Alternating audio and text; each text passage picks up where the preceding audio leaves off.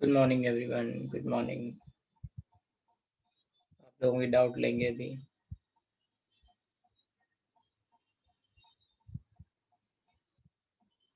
Fine बेटा।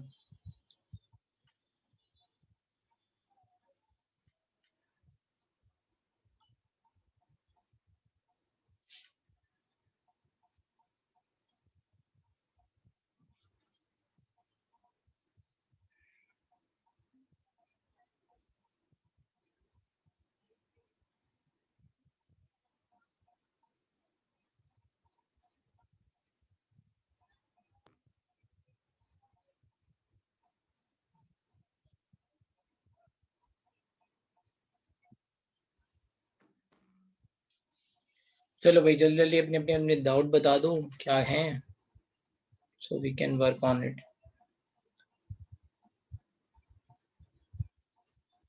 Can raise your hand और you can speak.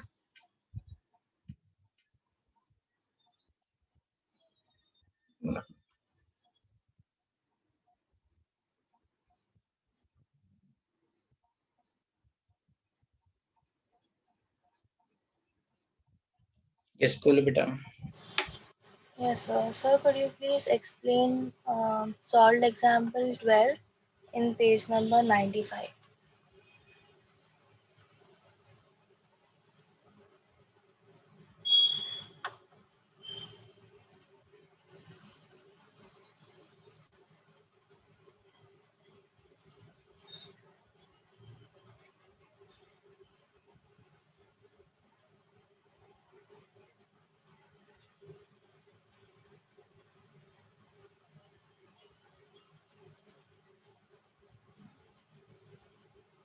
Sir ऊपर है क्वेश्चन नंबर 12।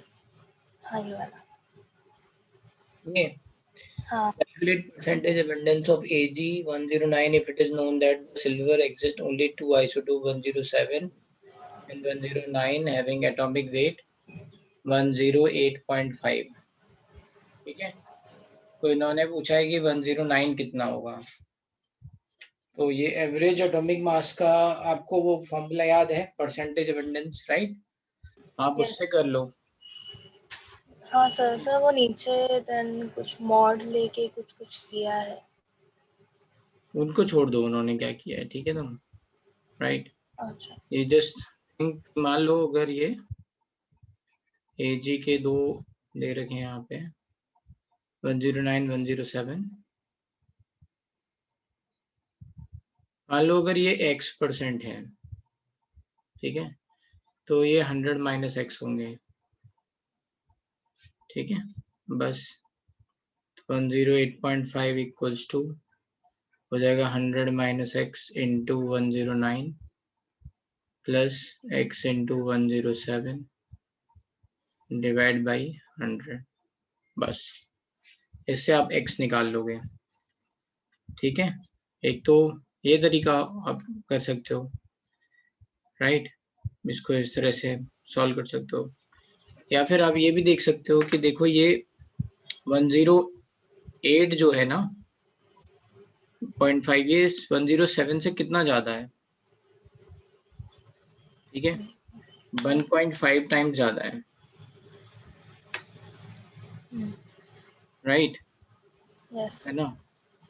तो इसमें क्या करते हैं ना, परसेंटेज ऐसे भी निकाल सकते हैं, मतलब मैं क्या बोल रहा हूँ, अगर ध्यान से देखो तो ये क्या लिखा हुआ है, ये लिखा हुआ है 108.5 इक्वल्स टू, ये ध्यान से देखोगे तो अच्छा, जो जो भी एवरेज होता है ना वो हमेशा कहीं किसी का भी एवरेज हो वो लोअर और हायर लिमिट के बीच में होता है। तो हायर लिमिट है 109, लोअर लिमिट है 107, तो इसके बीच में ही एवरेज आएगा हमेशा। ये बात पता है? हाँ। हाँ। तो अब आप मतलब क्या कर सकते हो आप, मेरे हिसाब से तुम ये बेसिक ऐसे ही समझो, इसको सॉल्व कर लो।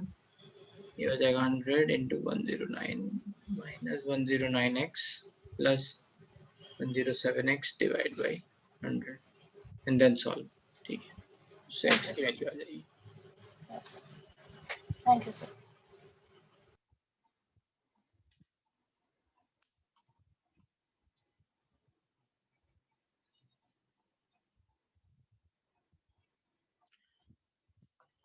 Yes, next doubt. Morning, sir. Good morning. Sir, I have a doubt in example 3, page number 89. Example 3 तो मैंने क्लास में बताया है, आई थिंक. हाँ सर, समझने में थोड़ा प्रॉब्लम हो रहा था वो. बोलो इसमें. हाँ सर, तो इसमें मुझे समझा नहीं. वो आपने बताया था कि वो आपको एक का वेट सेम रखना पड़ेगा, ठीक है. तो ये कह रहे हैं सोडियम और oxygen combines to form two compounds. एक कंपाउंड है Na2O और दूसरा कंपाउंड है the percentage of sodium in other compound, है ना, इज 59%. तो देखो Na2O में सोडियम का परसेंटेज कितना है.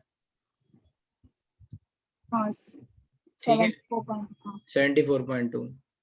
74.2 है तो ऑक्सीजन आ गया, बाकी रिमेनिंग है ना 25.8. हाँ 20, ठीक है, 6 मान लो. तो बस अब आपको रेशियो लेना है, तो पहले आप क्या करोगे, एक परसेंटेज बराबर करोगे. तो बराबर करो, सोडियम 59% है तो 41% आएगा, तो 74.2 होगा तो कितना आएगा. वो 52, उस दिन 52 निकाला था. तो बस फिर रेशियो आ गया आपका 1:2,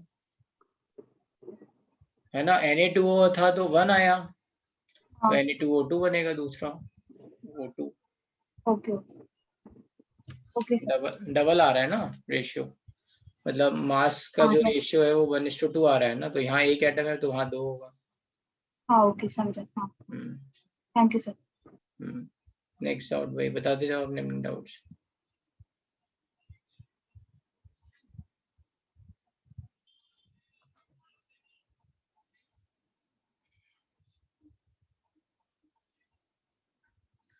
मैं एवरेज वाला एक मेथड बता रहा था, वो भी मैं बता देता हूँ. मैं क्या कह रहा था कि मान लो ये 108.5 था, है ना. So can I right like this, इसको कि 109 को मैं ऐसे लिख लूँ 100 माइनस एक्स. ये जो लिखने की जगह मैं 109 को ऐसे लिख सकता हूँ क्या, 107 प्लस 2, 107 प्लस 2 ऐसे लिख सकता हूँ क्या 109 को. तो ये हो जाएगा 100 minus x 107 plus 2 plus x into 107 divide by 100. तो अब यहाँ पे आप देख सकते हो बहुत आसानी से कि 107 100 माइनस एक्स है और 107 एक्स है, तो ये एक तरह से 100 ही हो गया, है ना, right. So directly you can calculate कि भाई ये, राइट.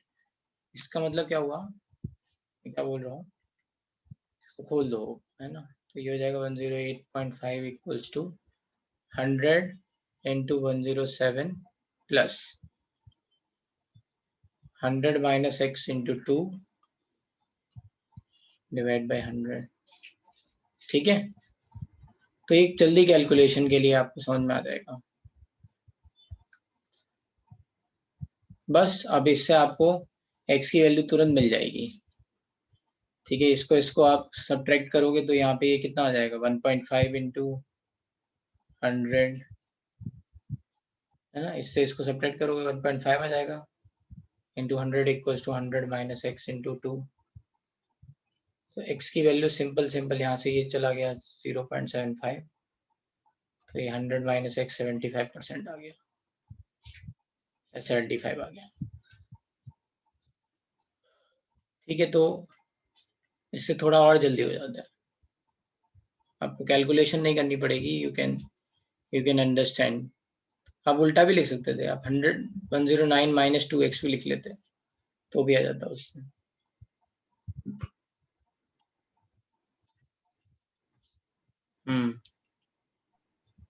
वो जो लॉ ऑफ रेसिप्रोकल प्रोपोर्शन और लॉ ऑफ कंबाइनिंग वॉल्यूम्स वाला, उसमें मतलब कैसे क्वेश्चन आते हैं.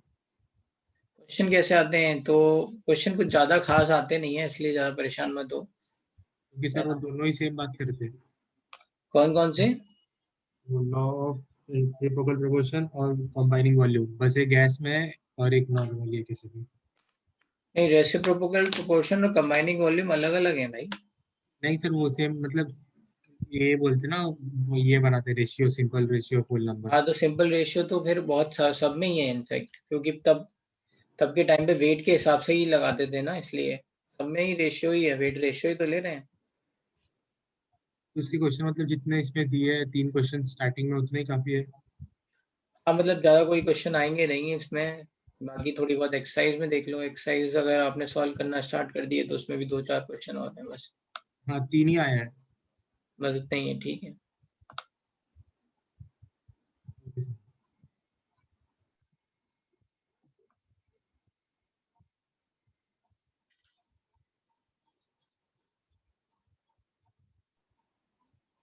सर तो sex law of combining volume क्या है कि अगर मान लो कभी भी दो गैसेस कंबाइन हो रही हैं, दो गैसेस कंबाइन हो रही हैं, जैसे H2 प्लस O2 कंबाइन हो रही है, तो जब वो आपस में कंबाइन होंगी तो उनका वॉल्यूम क्या होगा, एक सिंपल रेशियो होगा। और वो हम स्टोइकियोमेट्री में आपको समझाएंगे। कल हमने बताया था ना कि आप कोई भी केमिकल रिएक्शन लिखते हो तो फिर मॉलिक्यूल का रेशियो आप उसमें लिख सकते हो, है ना। मॉलिक्यूल का रेशियो आप लिख सकते हो, मॉलिक्यूल के रेशियो से मोल रेशियो लिख लोगे, मोल रेशियो से आप वॉल्यूम रेशियो लिख लोगे, है ना। अभी हमने देखा था एक मोल से फिर वॉल्यूम रिलेट कर सकते हैं हम। STPP 22.4 लीटर होता है, राइट।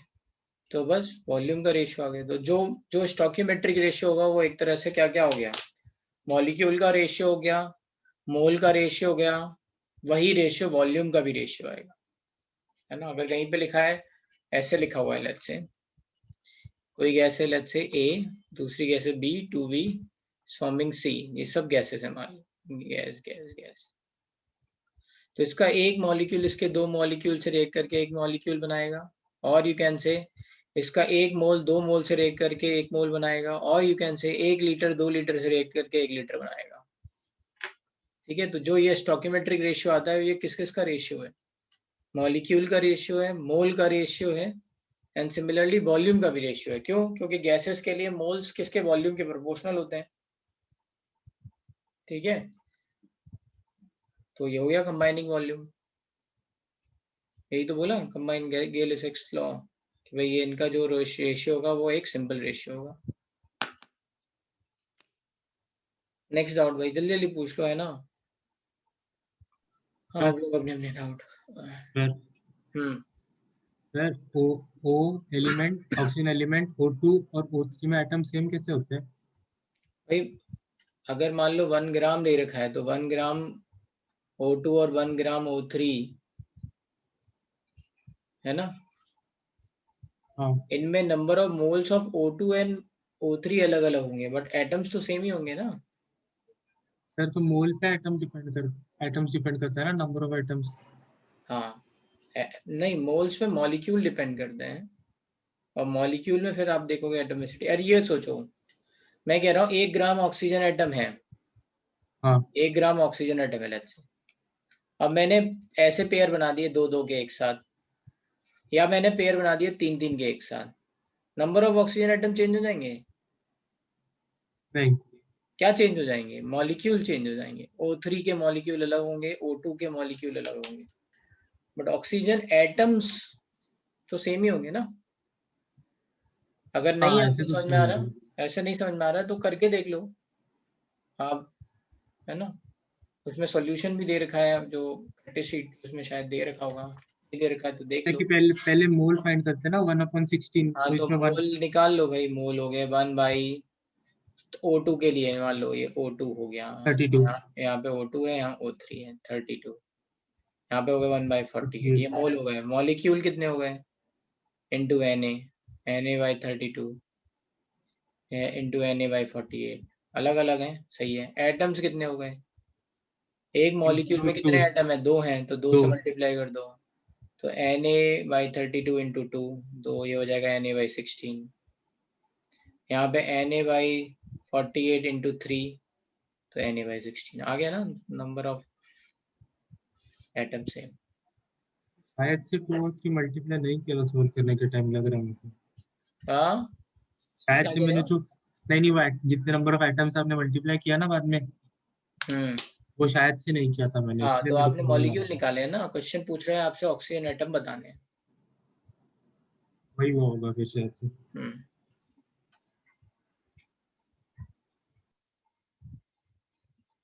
हाँ, यू कैन स्टार्ट सॉल्विंग बेटा क्वेश्चंस। आप मतलब अगर देखा जाए, रुक जाओ, अपनी एक्सरसाइज कहाँ है ये, फाउंडेशन बिल्डर मूल कॉन्सेप्ट में आप कहाँ तक कर सकते हो क्वेश्चंस। ठीक है, अभी आप बिल्कुल एम्पेरिकल फॉर्मूला करा दिया ना, 44 तक आपको स्टार्ट कर देने हैं, मतलब यहाँ तक कर लेने हैं। स्टोइकियोमेट्री ये अभी हम स्टार्ट कराएंगे नेक्स्ट क्लास में, और जेई मेन अभी रहने देते हैं। एंड बिल्डर सब्जेक्टिव में आप क्या कर सकते हो, बिल्डर सब्जेक्टिव में आप 28 डेंसिटी हो गया है, परसेंटेज कंपोजिशन हो गया है लगभग, लेकिन ठीक है चलो 26 तक आप करके कर लो। यहाँ पे 44 और 26 यहाँ तक कर लेना है।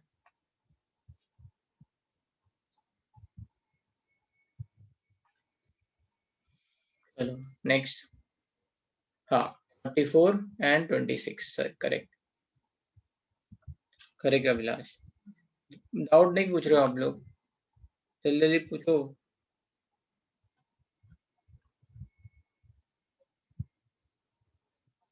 किसी को डीपीपी में डाउट था क्या, प्रैक्टिस शीट में, वो भी पूछ लो। Sir, I have doubt in question number 18 of foundation builder subject. Foundation builder subjective, okay चलो। हाँ सर, ऊपर ही है।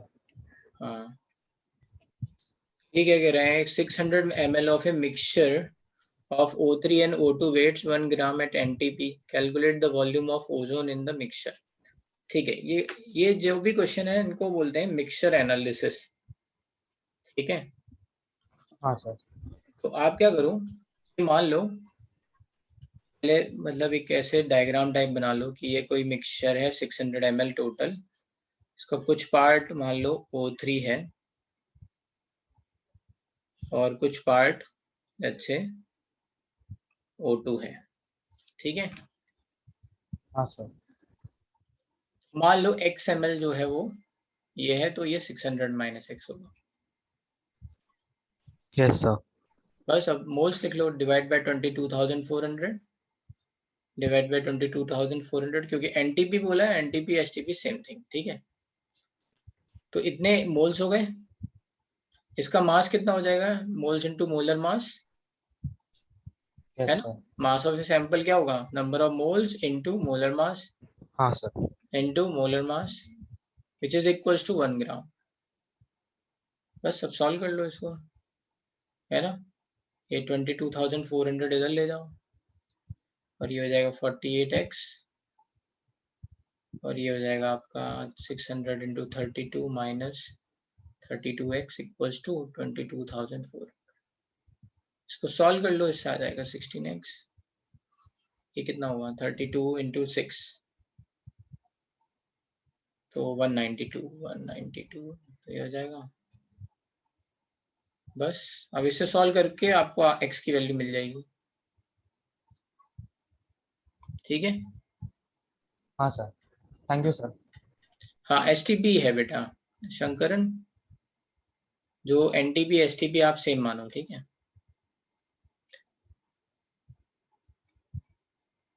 हाँ नेक्स्ट, और बताओ भाई, जल्दी जल्दी पूछो।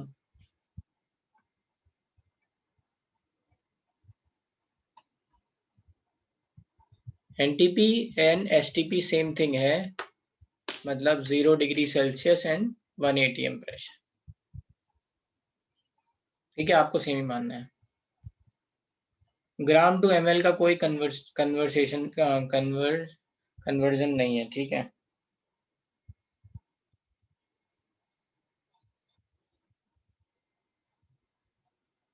हाँ भाई एक मिनट रुक जाओ, लेते हैं डाउट। यस यश बोलो।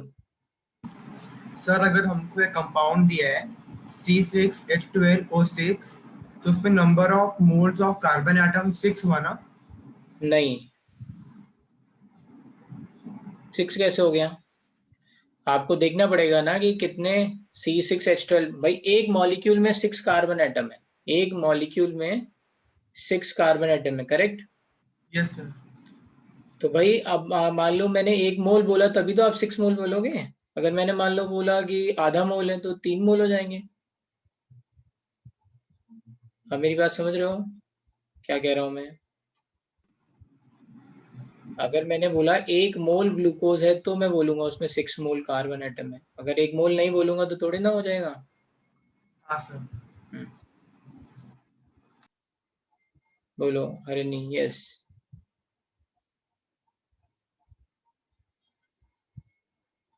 सर मुझे फाउंडेशन बिल्डर सब्जेक्टिव में 14-15 में डाउट है। क्या है? How many iron atoms are present in a stainless steel ball bearing having a radius 0.1 inch? The stainless steel contains 85.6% iron by weight and has a density this. तो क्या करेंगे इसमें? ये कह रहे हैं एक बॉल है जो स्टेनलेस स्टील की है, बट स्टेनलेस स्टील में 85.6% आयरन है, बाकी रिमेनिंग कुछ और मेटल है, उससे आपको कोई लेना देना नहीं है। तो पहले आप क्या करो कि पहले आप इसका मास निकाल लो, है ना? तो कैसे मास निकालेंगे? तो हमें पता है 4/3 pi r cube is the volume of the ball into density, है ना? मास आ जाएगा। ठीक है, इन्होंने इसको इंच को आप सेंटीमीटर में कन्वर्ट कर लेना, है ना? 1 inch equals to how many centimetre?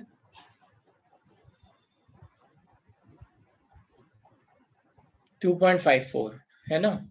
थोड़ी ये कैलकुलेशन लंबी जाएगी बट ठीक है।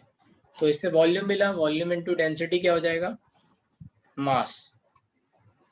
ये तो आ गया मास ऑफ बॉल। डेंसिटी आपको दे रखी है। मास ऑफ बॉल नहीं चाहिए, मास ऑफ आयरन चाहिए आपको। तो इनटू 85.6 डिवाइड बाय 100, ये हो गया 85%। ये आ गया आयरन का मास। अब आयरन का मास, ये गिवन मास हो गया, सैंपल का मास हो गया, डिवाइड बाय क्या करोगे? Yes sir. डिवाइड बाय इसमें मॉलिक्यूलर, एटॉमिक मास। हाँ एटॉमिक वेट। बस कर Yes. दोगे, आ जाएगा आंसर। ये दोगे 14 एंड सिमिलरली 15 में क्या है?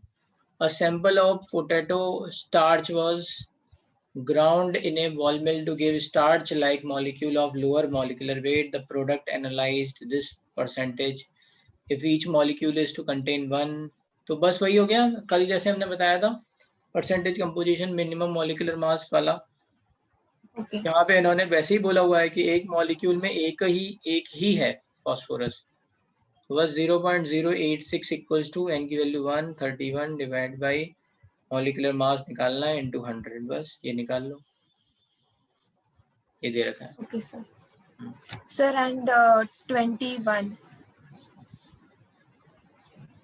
21 में क्या दे रखा है? A given sample of xenon fluoride contains molecule of a single type XeFn where n is the whole number and if 9.03 into 10 to the 22 molecule has a mass this, then the find. ठीक है, तो इसका मास कितना हो जाएगा? तो xenon का मास देखना पड़ेगा एक बार, शायद आई थिंक 114 समथिंग कुछ रहेगा, एक मिनट देखना पड़ेगा। ये 131, अच्छा ठीक है। तो 131 है, तो ये जाएगा 131 प्लस फ्लोरीन का होता है 19, तो 19n।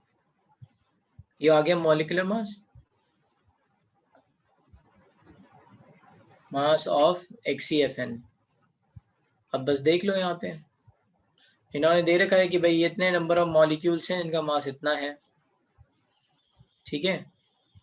तो आप निकाल सकते हो एक मोल के लिए कितना होगा, इतने के लिए इतना है, तो एक मोल के लिए कितना होगा निकाल लोगे, Okay sir. है ना? और इसमें इसको बराबर कर देंगे तो इससे आ जाएगा answer. Okay, sir. Thank you.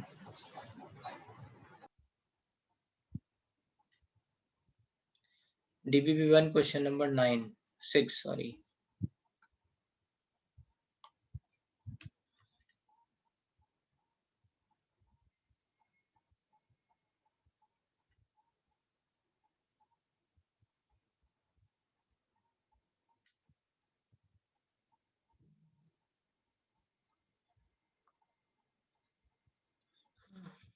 1 gram atom मतलब कितना होता है, मोल ऑफ नाइट्रोजन में रिप्रेजेंट्स 6 × 10⁻23 N2 मॉलिक्यूल्स। एटम लिखा है, इसका मतलब क्या है, ये एटॉमिक स्पीशीज के बारे में बात कर रहे हैं। तो यहाँ नाइट्रोजन N2 होगा या N होगा, बताओ।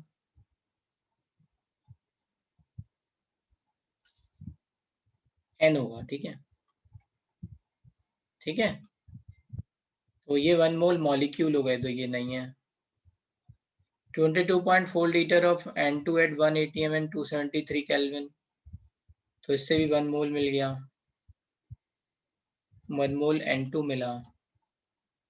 11.2 litre at of N2 at 1, तो इससे मिला है ना, आधा mole, half mole N2, that means 1 mole N।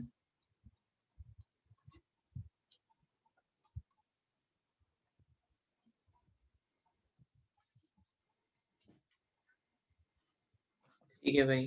Question number 2, number of molecules of water in this.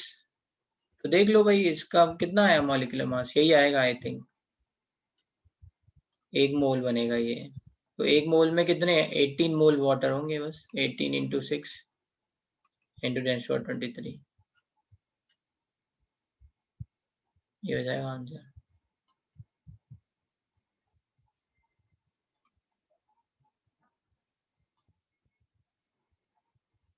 Question number 4, which of the following sample has highest मास।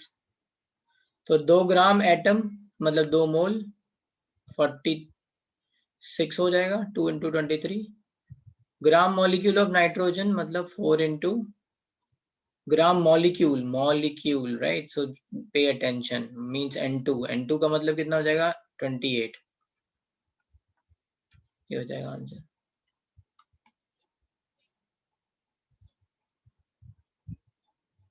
ठीक है।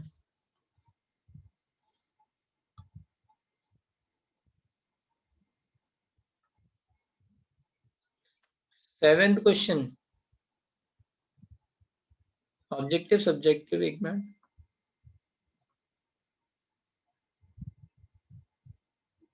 So you got 666, तो हाँ ठीक है, फिर मतलब हाँ, तो मैंने गैस किया था, तो ये फिर ये वाला आंसर हो जाएगा बी,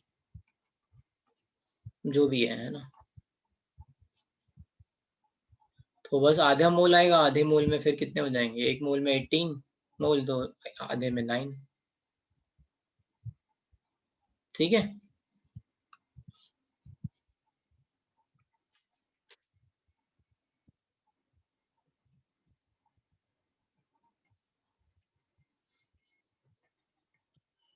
क्वेश्चन नंबर 7 क्या दे कह रहा है, 7.5 gram of gas occupy 5.6 litre.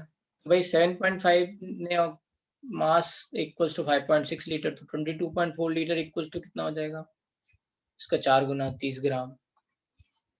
देख लो 30 ग्राम किसका मॉलिक्यूलर मास है इसमें, CO2 का है नहीं, CO का है नहीं, N2 का है नहीं, NO का है ना। 5.6 लीटर का मास है 7.5 ग्राम, तो 22.4 लीटर मतलब 1 मोल का मास कितना हो जाएगा, 30 ग्राम। और भाई डाउट जल्दी जल्दी पूछो, फास्ट।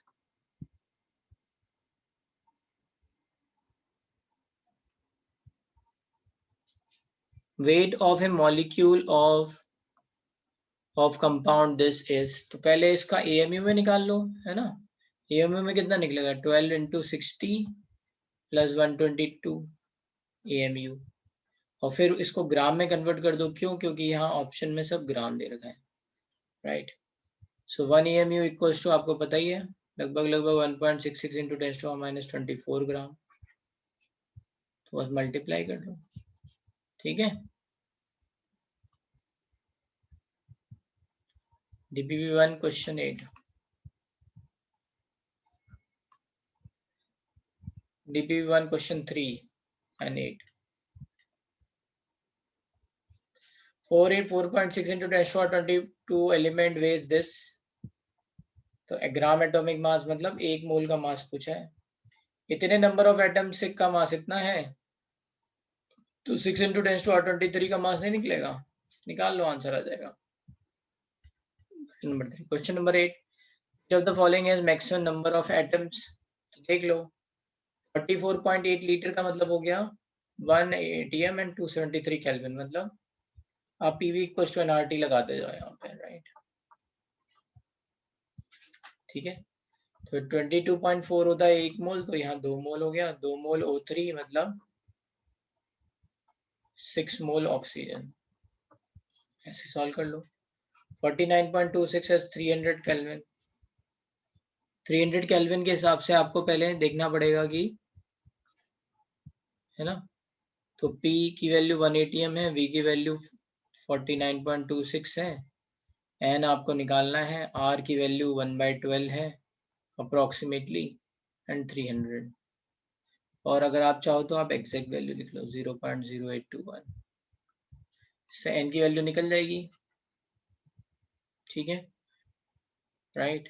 N की वैल्यू लगभग 2 निकलेगी, यहाँ पे 2 मोल आएंगे, 2 मोल से ये कितना हो गया, 2 मोल H2, that means 2 into 2, 4 mole hydrogen atom. इन्होंने क्वेश्चन में पूछा है एटम्स। ठीक है, बस ऐसे ही सॉल्व करना है, सबको लगा के ये PV क्वेश्चन nRT लगा के देख।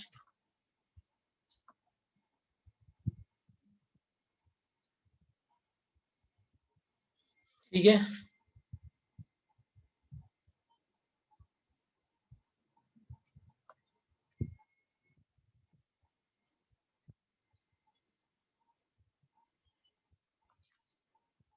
Question number 7, the number of neutron present in 9 milligram of, तो देख लो ऑक्सीजन 18 में कितने, 8 तो है आपके, क्या कहते हैं, प्रोटॉन। तो 18 अगर टोटल मास है तो 10 हो जाएंगे न्यूट्रॉन। एक एटम में 10 न्यूट्रॉन हो गए एक एटम में पे। तो आप यहाँ पे कर लो, कोशिश कर लो पहले कि कितने नंबर ऑफ एटम्स आएंगे। तो 9 मिलीग्राम मतलब 9 × 10⁻³ ग्राम, ये हो गया mass of sample divide by atomic mass 18, तो इससे आ गया आपका नंबर ऑफ मोल्स, है ना, 5 × 10⁻⁴ मोल्स हो गए। तो मोल्स मतलब इंटू Na, इतने नंबर ऑफ एटम हो गए इंटू 10, तो ये आ गया।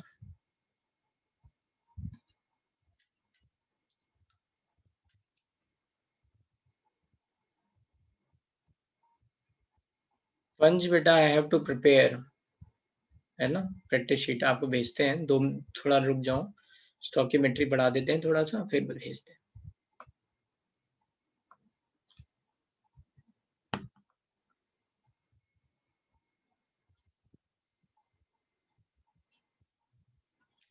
ठीक है, तो फिर मैं क्लास खत्म कर रहा हूँ, अगर डाउट नहीं है तो।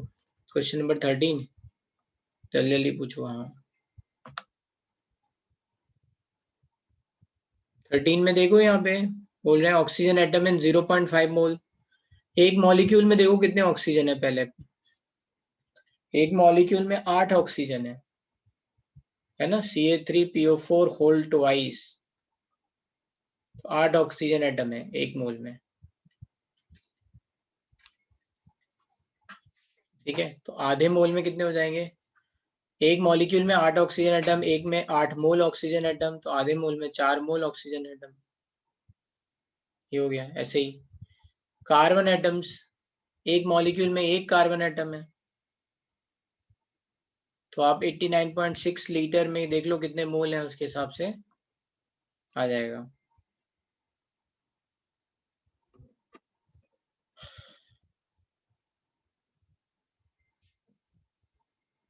सानवी हमें पूरा ही पढ़ना है चैप्टर। ठीक है, सल्फर एटम यहाँ पे देख लो, ऐसे ही आपको करना है। SO2 के एक मॉलिक्यूल में एक है, तो 192 में कितने हो जाएंगे, तो इसका होता है 64, 3 मोल हो जाएंगे, तो 3 आ जाएगा। ठीक है, 13 समझ में आया सृष्टि?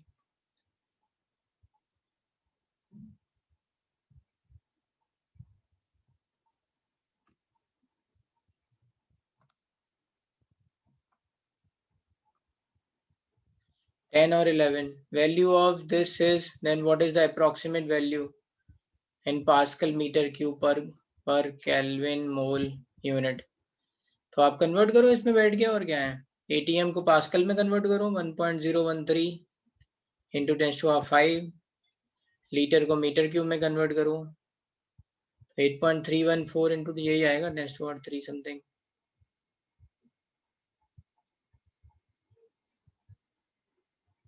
नहीं, एक मिनट, पास्कल मीटर क्यूब ये आएगा आई थिंक 8.314, ये 8.31, 10⁻³ नहीं आएगा। हाँ, ये हमने कर लिया है क्लास में। 11वां क्वेश्चन क्या है, विच of the following contain same number of total atom. पहले मोल्स निकालो, फिर मॉलिक्यूल्स निकालो, फिर मॉलिक्यूल से एटम निकालो। C2H6 का मोलर मास कितना है 24 + 6 30, 9 डिवाइड बाई 30 ये हो गए moles, into Na molecule, into 8 atoms. 9/30 into Na ये मॉलिक्यूल्स हो गए, इंटू 8 एटम्स। ये ग्लूकोज है, इसका 180 होता है, तो 18 डिवाइड बाई 180 ये हो गए moles, into Na molecules, into इसमें कितने 612, 18 और 624। बस ऐसे सॉल्व करते जाओ। 9.8 डिवाइड बाई 98 कितने हो गए यहाँ पे 237, ये नंबर ऑफ एटम्स हो गए। 48 डिवाइड बाई ये कितना हुआ 96 इंटू Na इंटू 4, आ गए भाई नंबर ऑफ एटम्स।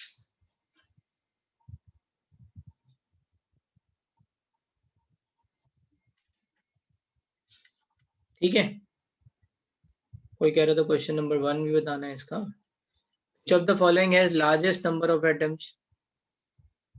तो देख लो 4 ग्राम ऑक्सीजन मतलब 4 डिवाइड बाई 16, 16 डिवाइड बाई यहाँ पे 32, 35.5 divide by 35.5 and 14 divide by lithium, lithium का कितना होगा 7, तो 2 आ गया, यही सबसे ज्यादा है बस।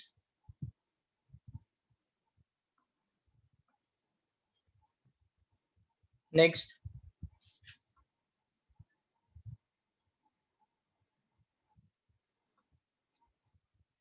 आ गया भाई समझ में सबको डाउट? और कोई डाउट है जल्दी जल्दी पूछो फास्ट।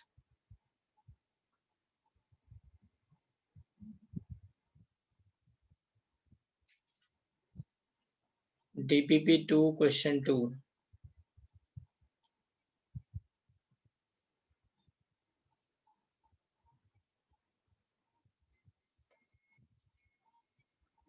ये तो क्लास में कराया है। एल्यूमिनियम पे 3+ का चार्ज है, ग्राम आयन लिखा हुआ है यहाँ पे, ग्राम आयन मतलब मोल है ना, सॉल्यूशन में दे भी रखा है 1 gram ion equals to 1 mole. Gauranj, ठीक है भाई।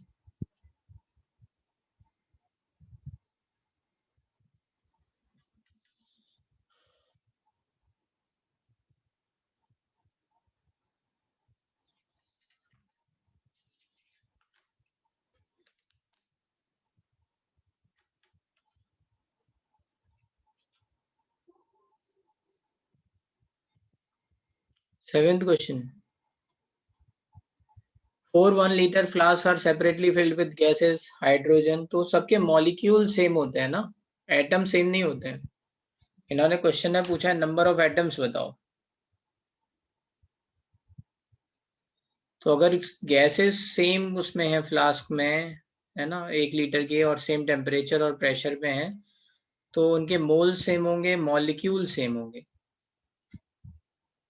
बट एटम सेम नहीं होंगे। एटम कितने होंगे, एक मॉलिक्यूल में कितने 2 एटम है, इसमें कितने 1 है, इसमें कितने 2 हैं, इसमें कितने 3 है। तो बस ये हो गया ratio 1:2, sorry 2:1:2, 2:3।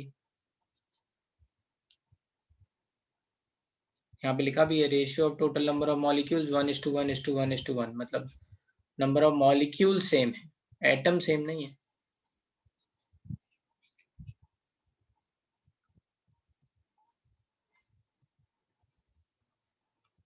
Any other doubt?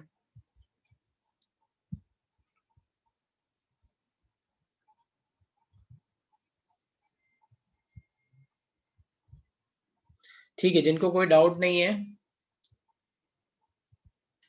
कल मैं नॉर्मल लेक्चर ही लूंगा, I will not take doubt lecture. तो जिनको डाउट नहीं है वो जा सकते हैं।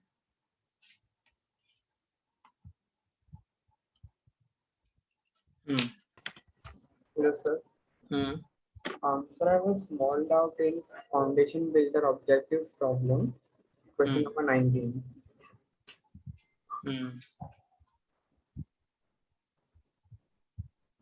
ये total number of protons in, Yes, sir.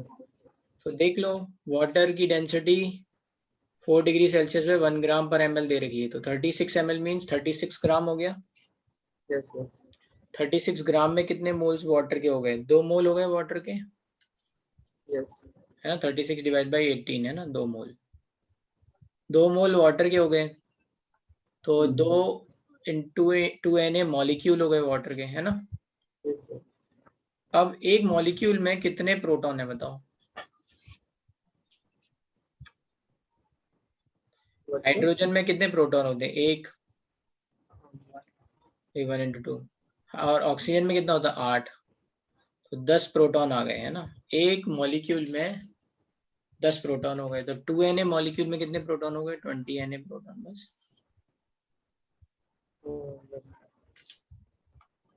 So there's nothing to do with the temperature, sir. Temperature के डेंसिटी दे तो रखी है यहाँ पे। I just got confused seeing the 4 degrees Celsius. हाँ, I just got confused seeing 4 degrees Celsius. I thought it would change the value. ठीक है, कोई बात नहीं, डेंसिटी के लिए दे रखा है 4 डिग्री। Yes, sir.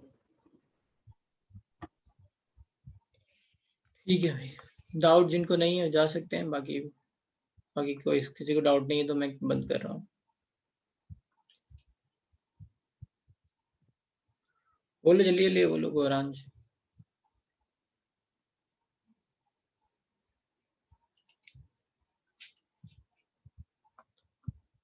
DPP 2 का question number 6,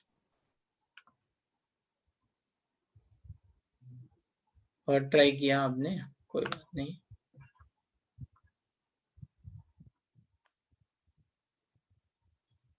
weight of A molecule of A compound is,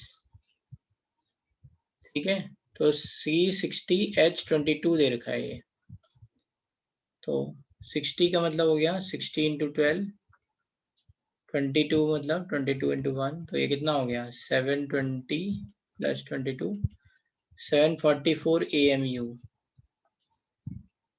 sorry 742 AMU, 742 AMU। AMU को ग्राम में कन्वर्ट कर लो तो 1.66 into 10⁻²4, 1.66 को 5/3 लिख लो, सॉल्व कर लो अब इसको कट कटा के।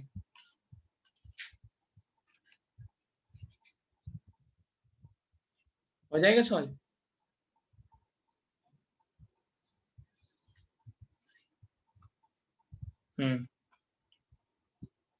बोलो सौभिक, कौन सा क्वेश्चन है?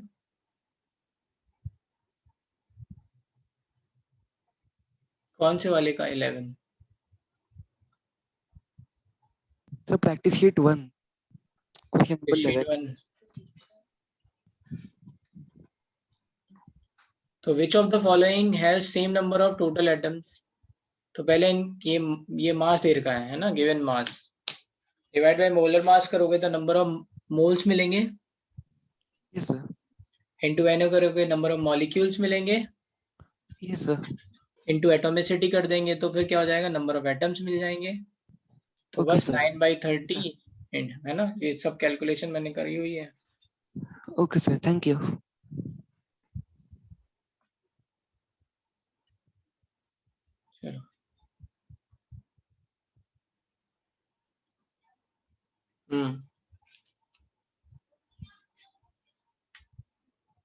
चलो बोलो अभिलाष। सर प्रीवियस क्वेश्चन में जो आपने सॉल्व किया प्रैक्टिस शीट 2 में क्वेश्चन नंबर 6 में सर, तो इसमें मैंने इनटू 1.6 × 10⁻24 से नहीं किया, लेकिन मैंने क्या किया 742 अपॉन 742 ग्राम्स पर मोल से मैंने कैलकुलेट किया। हाँ ठीक है, बात बराबर ही है। से दोनों सेम ही है ऑब्वियसली। हाँ।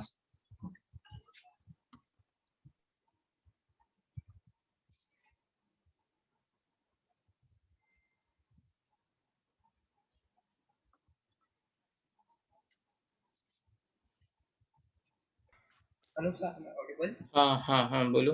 सर हम लोग 1 ग्राम को 1 मोल जैसे बोल सकते हैं क्या? 1 ग्राम को 1 मोल? नहीं भाई, नहीं नहीं नहीं भाई, 1 ग्राम मास है, मोल नंबर है। तो सर अगर मेरे को ग्राम से मोल में कन्वर्ट करना है तो मैं नहीं कर सकता? कर सकते हो ना तो आपको। फॉर्मूला क्या है सर? किस चीज का? वो ग्राम से मोल में कन्वर्ट करने का। Given mass divide by molar mass equals to number of moles. तुम कंफ्यूज हो रहे हो, मैं तुम्हें बताऊं। जो भी मास आपको दे रखा है वो एटम का या मॉलिक्यूल का, वो एएमयू में दे रखा है। ये एक एटम का मास है। कार्बन के एक एटम का मास है 12 AMU, लेकिन एक मोल का मास मैं बोलूंगा तो वो 12 ग्राम आ जाता है। ठीक है, ओके सर, तो थैंक यू सर। आप ये बोलना चाह रहे हो आई थिंक। हाँ तो ये ठीक है, ये वैलिड है, लेकिन इसका मतलब ये नहीं कि एक मोल इक्वल्स टू 1 ग्राम है। एक mole equals to gram, mass is going to come into gram. तो जो भी एटॉमिक मास होगा वही ग्राम में मास आ जाएगा, जो भी मॉलिक्यूलर मास होगा वही ग्राम में मास आ जाएगा। Okay sir, thank you sir.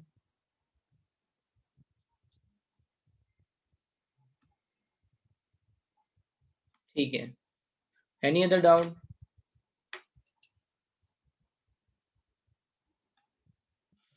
चलो फिर I am ending this class. Bye बेटा।